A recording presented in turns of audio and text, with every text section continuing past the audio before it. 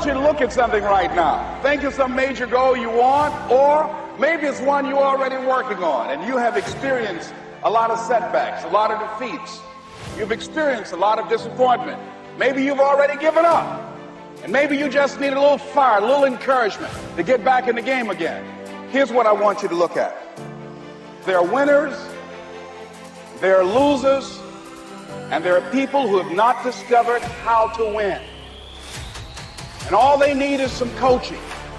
All they need is some help and assistance, just a little support.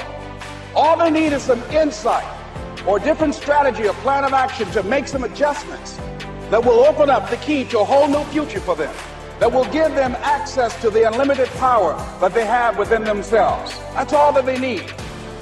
So what I want you to do is think about something you want for you, that's real for you, that's important for you, that will give your life some special meaning and power.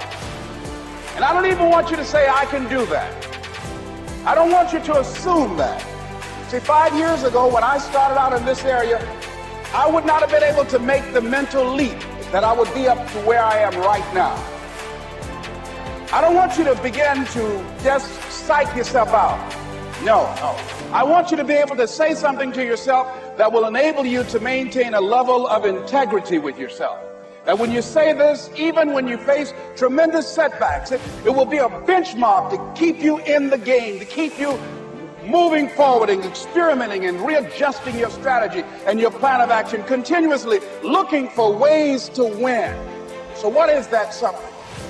When you got an idea, you want to move on. You might not have the money, you might not have the education, you might not have the support or the resources you need. What is that something that can keep us going, that will enable us to act on our dream? What's one of those keys that will begin to help us to discover the secrets to our dream? That's all I want you to do when you look at your dream. Just say to yourself every day, it's possible. Just say that every day to yourself, it's possible.